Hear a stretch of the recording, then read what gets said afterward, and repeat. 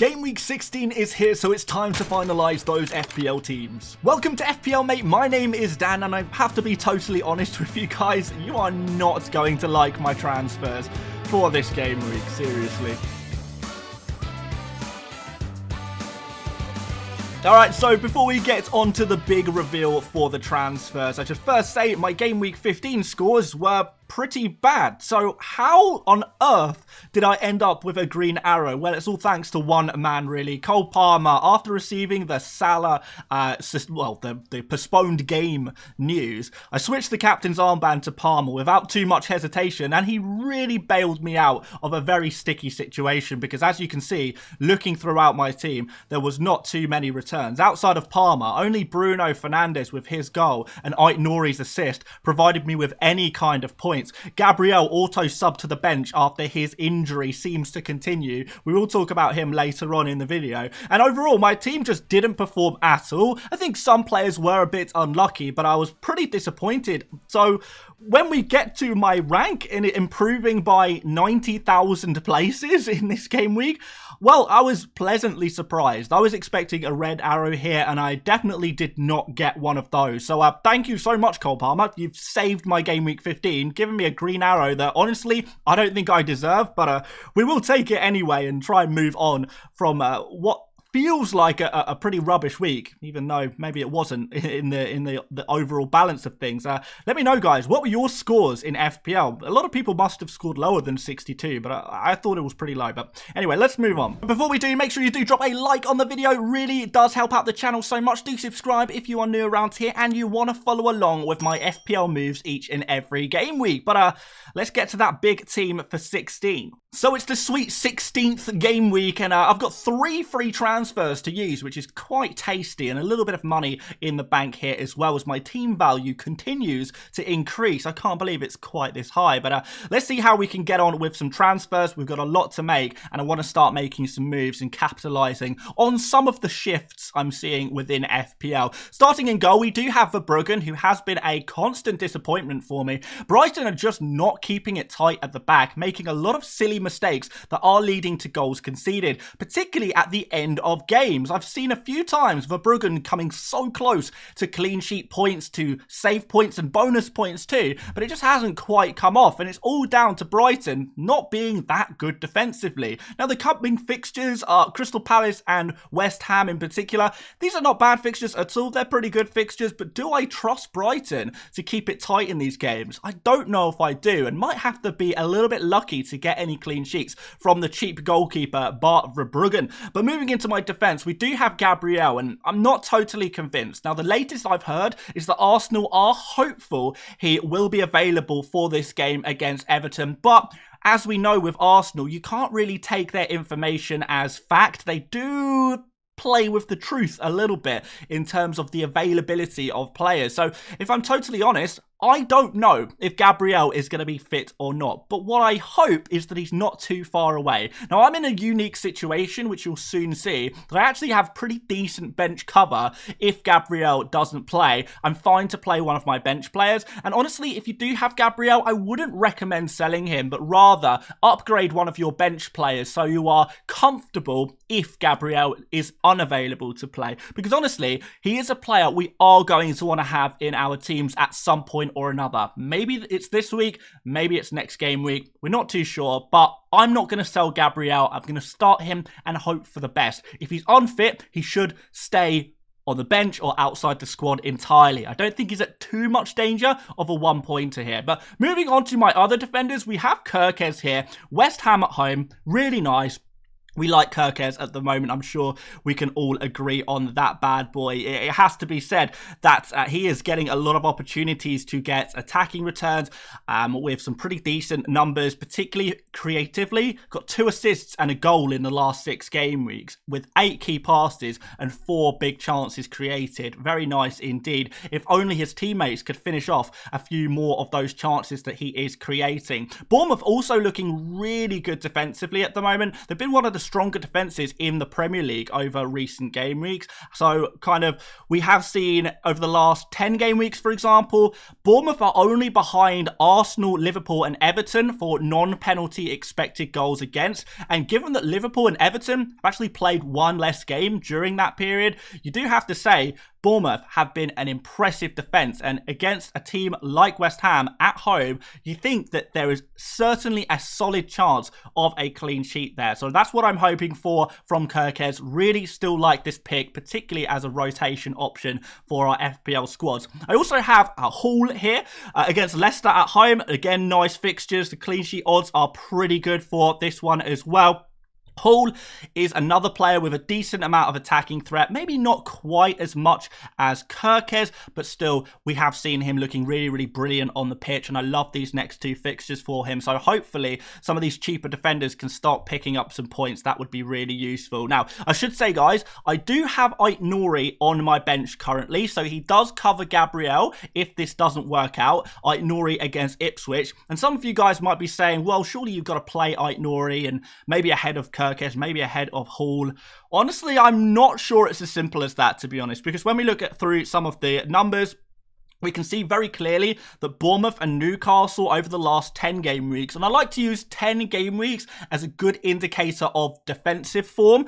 They are way ahead of Wolves. Wolves, one of the weaker teams defensively, and Bournemouth and Newcastle actually putting up some of the better defensive numbers in the Premier League of recent weeks, I suppose, last couple of months. If we go on to the other end of the spectrum, we look at the attacks that these teams are facing. I like to use a shorter period of time to judge the attacking form of players and teams, and we see that actually, well, we can see that Leicester are one of the weakest attacks in the league. We see that West Ham are slightly better attack than Ipswich are, but there's not too much in it. So overall, there's not too much difference between the, I guess, attacks that these players are playing against. So do we just focus on who is the better defense? And if so, you're not going to pick the Wolves defender. You're going to pick the Bournemouth and the Newcastle defender. And the final factor is attacking potential. And we have seen that for expected goal involvements, Kirkes and Hall have been above Ait-Nouri over the past 6 game weeks for expected goal involvements. The one consideration is, however, that Ait-Nouri has more goal threat and less assist threat compared to the other players. And of course, getting goals grants you more points than getting assists. So I am certainly considering playing Ait-Nouri ahead of Hall. Let me know what you think about that one, guys. I think Kirkes does play, but all in all, I'm pretty privileged to have 3 good options. It's a good problem to have. So maybe I do play Ait-Nouri ahead of Hall. It is yet to be decided, but we've got to move further up the pitch to some of my midfielders here. And let's get these guys out the way first. We know them. We love them. They are the 3 premiums. Salah, first of all, against Fulham, who are actually missing a few players this game week. They're going to be without Anderson, without Bassey, without Reed. Yeah, there's a few players missing, which I think Liverpool could capitalise on. We know Salah at home is an absolute beast, although in fairness, this season, home or away, he always finds a way to FPL points. Crazy FPL asset, and very glad to have him in my team. Cole Palmer is in here as well, coming off the back of a mega haul in game week 15. He plays against the weak defence of Brentford this week, and even though Palmer has the better fixture than Salah, because Fulham have been known to cause some teams some problems in the past, including Arsenal. They kept Arsenal out really well in game week 15, leading to a 1-1 draw there. Could they do the same against Liverpool? I'm not as convinced, but with Palmer, it's a nice fixture. So Salah versus Palmer, big debate this game week, I suppose. Palmer is slightly worse than Salah, but has the slightly better fixture. Salah, the vice versa of that. But both penalty takers, Palmer set piece taker, they're very useful players to have no matter what, and both are great picks, as we know. Which brings us to our third premium midfielder, and that is going to be Saka. He plays against Everton. I do think Arsenal are the kind of team that have the tools to break down a team like Everton, be that through a set piece, as we know they specialise in. But they're also a very good team at unlocking defences and unlocking low blocks. A lot of teams try and play that way against Arsenal, and they are specialists in that regard, particularly now that Martin Ødegaard is back in the team to unlock the Everton defence with his creativity. And obviously that's going to allow Saka to really thrive on that right-hand side. So It's not the perfect fixture, don't get me wrong, for Saka, but we always have faith in Arsenal no matter what the fixture is because of the quality that the team has. And our final midfielder is going to be Bruno Fernandes. Now, I've previously described Bruno as my cash cow player.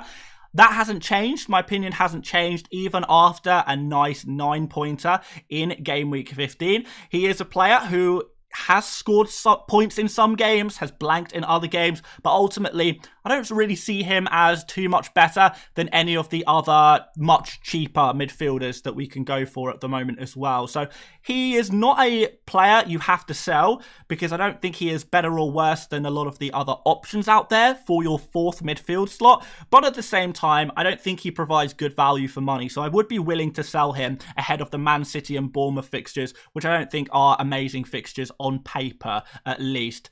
Has to be said, Man City are conceding goals. So it's interesting. Fernandes, looking through his numbers, since Amorim's arrival, his XG really has dried up. I know he scored against Forest, but looking through these last few games, 0.23 XG against Forest, nothing against Arsenal, 0.03 against Everton, and just 0.17 XG against Ipswich. There has been a little bit of creativity there from him, but again, nothing spectacular, nothing amazing here. So it does seem like his numbers really have dropped off since the arrival of Amorim.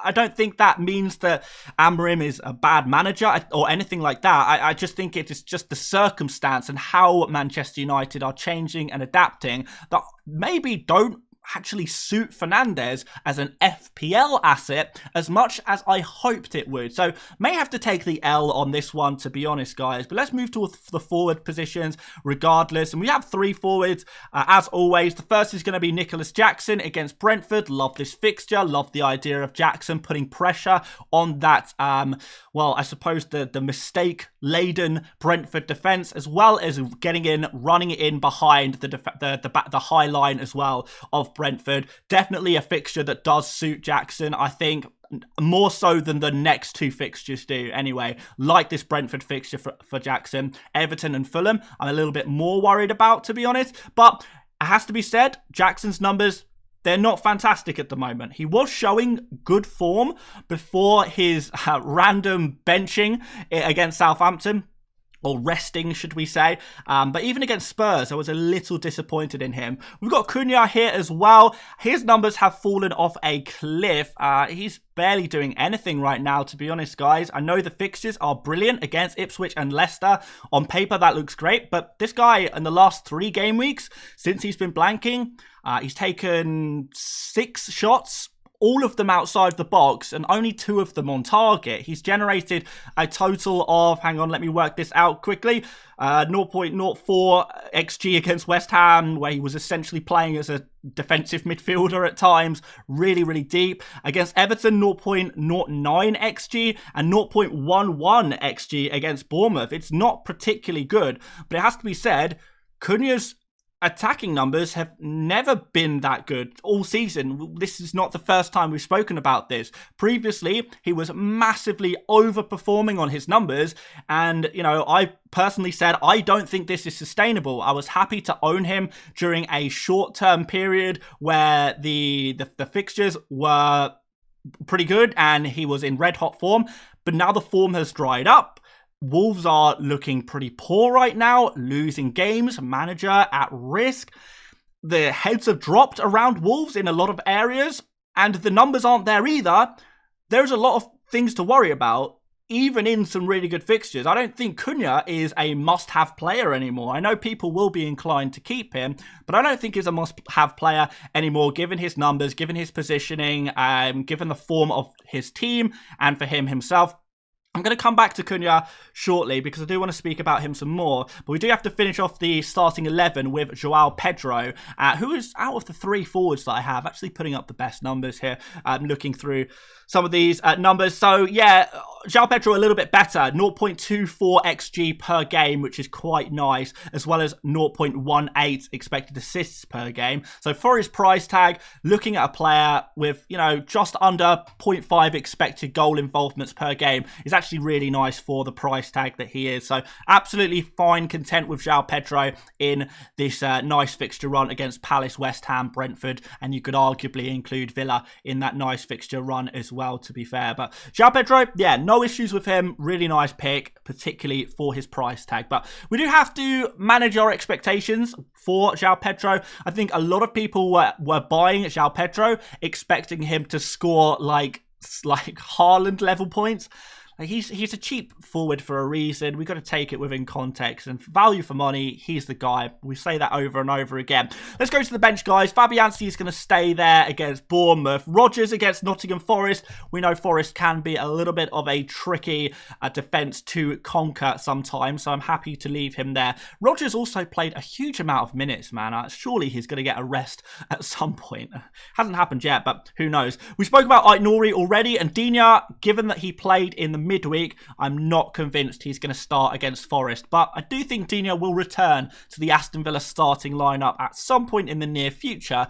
I just don't think game week 16 is going to be that week. So I'm open to selling Digne, but I also recognise he could become a very useful FPL asset later on in the season, maybe in a few weeks' time. We'll have to keep an eye on him. Which brings us to our transfers. Now, you probably heard already, I'm pretty down on Cunha right now, and I really am. I am down on him. Like, the team is poor. Ipswich, you know, we consider Ipswich a really good fixture, but even Ipswich, they've conceded 7 goals in the past 6 games. That's not that bad, you know. And a lot of people will say, well, come on, it's Cunha. He's a quality player. Surely he's going to be able to score goals against Ipswich. I just don't see why. You know, Ipswich are conceding around 1 goal per game. I don't see how that's suddenly going to be 3 goals conceded in a very intense and maybe cagey relegation scrap against another team that is really struggling to create. So I don't think it is a given that Wolves will suddenly score a lot of goals against an Ipswich side that hasn't really been conceding that many goals anyway. Of course, Cunha, whilst his expected goal data isn't great, he has been pretty decent for creativity. But what we've seen time and time again for him is that you can be as creative as you like. You can generate as many chances as humanly possible. But if there are not like good finishers around you to finish off the chances you're creating, then the XA isn't really worth that much, or is certainly worth less than it would be for other players. Of course, penalties change everything, and Cunha's likely to be on penalties in Sarabia's absence, and he definitely still has routes to points. He can shoot from outside the box. Occasionally it will find the back of the net. So I'm not ruling out Cunha as an FPL asset, but I'm certainly highlighting him as a player that we do need to keep a close eye on. I see him as similar to Brian Mbeumo, for example. A few weeks ago, you know, it was probably before the Leicester game, we were kind of saying, yeah, Mbeumo, his numbers aren't great, but he is playing against Leicester, so surely he can do something there. But he didn't take any shots. He wasn't taking any shots previously. He didn't take any shots against Leicester, so how can he score goals if he's not taking shots? Cunha, yes, he is taking shots, but from very, very weak areas and is struggling to find the target. So can we expect him automatically to be scoring? I don't know, guys. And I think, generally speaking, Cunha is going to be a keep just because the fixtures are great and maybe there aren't other priority moves to make for most people. For me, I really want Alexander Isak in my team. And I think that's the crux of it. When I look long-term, who do I want in my team out of Jackson, Cunha and João Pedro? Who is the player I'm most likely to remove in the next few game weeks? It is Cunha. That is the answer there. I like João Pedro a lot. Nicholas Jackson, I think, can come back to decent form in a great Chelsea team. But Cunha, he's going to be going soon anyway. Is this the player to remove for Isak? Isak plays the exact same fixtures as Cunha, but it is in much better form, is on penalties as well, plays for the better team, and plays Leicester up next. And I think Leicester is the better fixture than Ipswich right now. I know this can go wrong. I know this really can go wrong, and it's already gone wrong with me selling Isak for Jackson, but I'm not so proud that I won't admit where I've made a mistake. Selling Isak for Jackson was a mistake on my part, and the most frustrating thing is I knew it as well. I made really compelling arguments for keeping Isak, and then I bottled it due to FOMO at the end.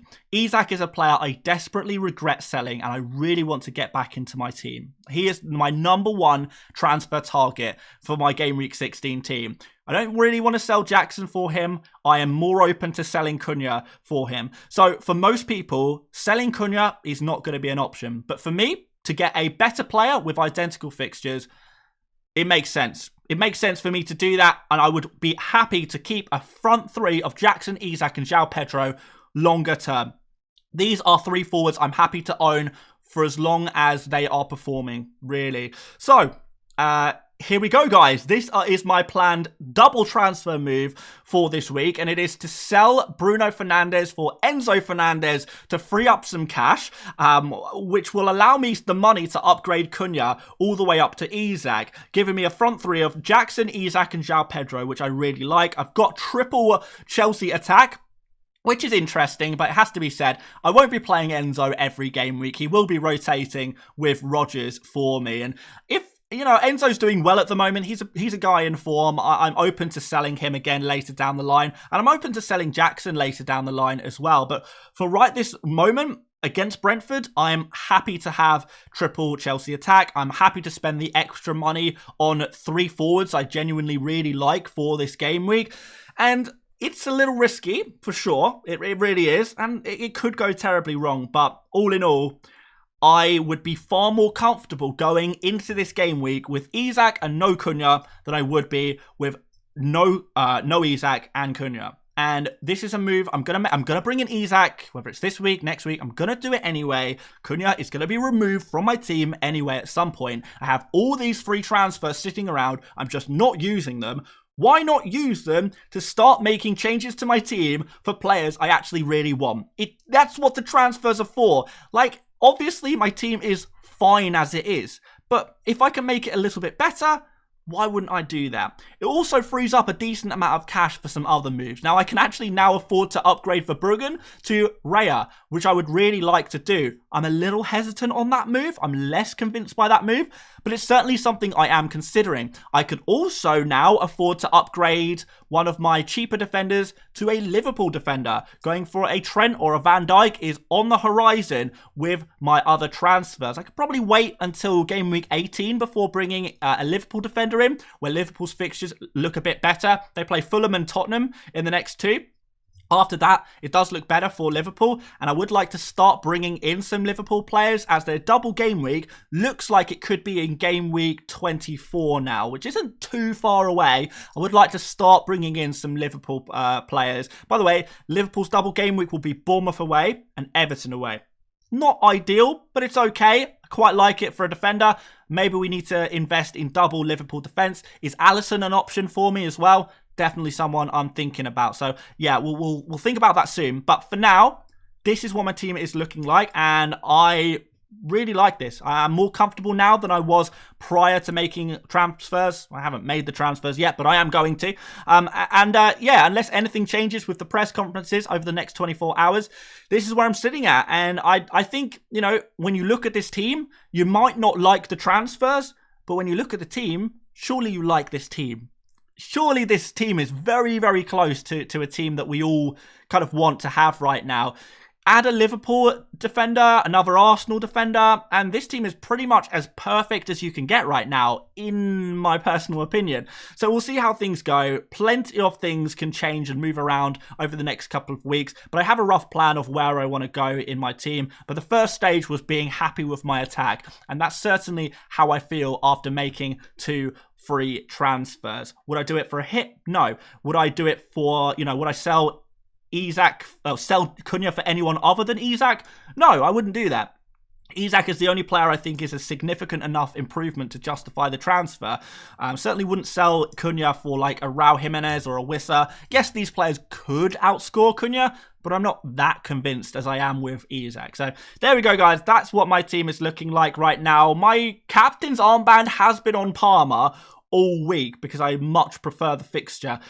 But my patience is being tested on that one as Fulham are missing a few players and I am getting quite fearful of Salah and what he can do. So for now, captain's armband is on Parma, vice is on Salah, but don't be surprised if I change that before the deadline. Of course, I will keep you updated on social media, in the deadline stream, etc., etc. But yeah, man, the team is looking pretty good. So let's just go through some of my other routes that I have going forward and how I can bring in some Liverpool and Arsenal defenders in next, because I think you got to have a bit of a plan here. Okay, guys, so we are back on the Fantasy Football Hub My Team tool. Of course, if you do want to check out this tool and all of Fantasy Football Hub's amazing FPL assistance tools, then you can access everything completely for free right now for 30 days using the link in the description. So 30-day free access over this busy FPL period. Now is the time to do it. But looking through my team and my, I guess my AI transfers, first of all, actually, should say that Gabriel, because of his injury, is predicted less points. And also, Ait-Nouri is predicted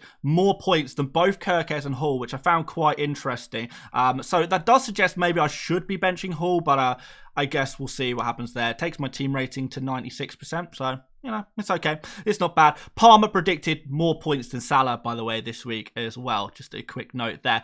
Just going on to my AI transfers. So this gives me my recommended transfers because I do want to show you what it has. It is advising me to sell Jackson for Isak. So it's definitely saying, Dan, you need to get Isak in your team. However, I am aware that Jackson's predicted points have dropped a little bit due to his benching in game week 14, I think it was. And because of that, his predicted minutes are lower and therefore his projected points are a bit lower. However, I don't think Jackson is going to be benched again from here on. So I'm trying to manually adjust for that and actually say Jackson is probably not the one to go for. So yeah, let's go back to the pick team page. Let's assume that I do go ahead and make the Cunha and Fernandes moves. It's probably going to suggest I go for Isak and Enzo anyway. So let's throw these bad boys in, make transfers. And yeah, very glad to have, you know, if you look at the 4 game week predictions for highest scoring players, it's saying Salah's at the top, then Palmer, then Haaland, Saka, Isak, Son, and then Cunha after that. So it is pretty much, you know, objectively saying that it expects Isak to score more than Cunha, specifically in the short term, but it gets, they diverge quite a lot more over the slightly longer term when Isak has good fixtures for a long time and Cunha's fixtures do drop off quite significantly in the very near future. So just something to be aware of there. Isak's slightly ahead in the short term, but longer term, Isak is just better. But anyway, if I were to make these transfers, it would leave me with 2.2 in the bank. And then we have some options here. So Jackson is a player I am willing to sacrifice next. He would be my next player to sell. If his form looked poor, if he looked poor against Brentford, I would be open to selling him ahead of Everton and Fulham. Or if he gets a yellow card, again, I'd be open to selling him. I would have 2 free transfers in game week 17, and downgrading Jackson to another forward could make some sense for me. You know, going down to, you know, Wood is not the worst pick in the world. From game week 17 onwards, he plays Brentford and Spurs in that period. Tough fixtures against Everton away and Liverpool at home, but there are some good fixtures around that for an attacker at Forest. But Mateta also looks quite nice for 7.2 million. There's going to be a nice point to jump in on him soon. And we can keep an eye on various other players in attack as well. Raul Jimenez, some people might be thinking about right now. Evan Nielsen as well. So there's options. Keeping my mind open on that one.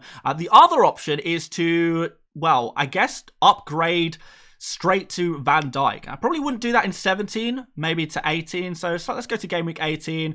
Because I think even game week 17, I'm fairly well covered defensively. I can play Ait-Nouri against Leicester, Hall against Ipswich, Gabriel against Crystal Palace there. Verbruggen, yeah, we'll see.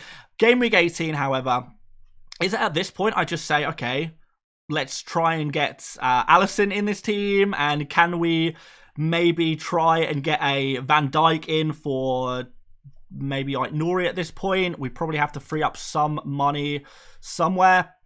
In order to do that, we'd have to free up 0.4, but I would have 3 transfers at this moment. So maybe at that stage, I just take maybe Lewis Hall or Digne all the way down.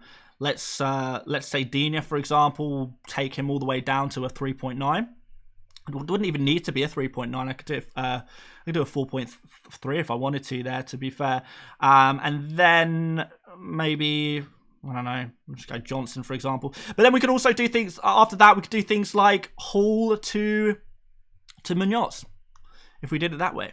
And if we did Hall to Munoz, I would still be in budget for that. He rotates really nicely with Kirkes from Gameweek 19. So we're still within our transfers, we're still within our budget. Our team would look something a little bit like this for Gameweek 18, Gameweek 19. We swap Hall for, where are you? Daniel Munoz. Make transfers, and then play him against Southampton. We got this really nice rotation where Munoz would play against Southampton. Gameweek 20, we'd swap Kirkes in to play against Everton, and then the following week, where Kirkes plays against Chelsea, Munoz comes back in against Leicester. Really nice rotation there between the two players, and I really quite like the look of doing something like that. So this is how my team could potentially evolve over the next few game weeks. We are within budget. Obviously, if I were to sell Jackson, that would allow me more budget to maybe do Raya instead of Alisson, or Trent instead of Van Dijk. These are the kind of ideas that are floating around with me at the moment. And yeah, just wanted to share that with you. But once again, guys, if you want to check out Fantasy Football Hub, do use the link in the description. Get full access completely for free. Access these planning tools, the predicted points models, all of the Opta data, as well as the greatest articles that I have ever seen on the Fantasy Football Hub website. Go check it out, guys. I would really appreciate it if you did so. And before you go, drop a like on the video, subscribe if you're new around here. We'll be back for another video tomorrow. Check out another one whilst you wait, and I will see you later, mates. Bye-bye.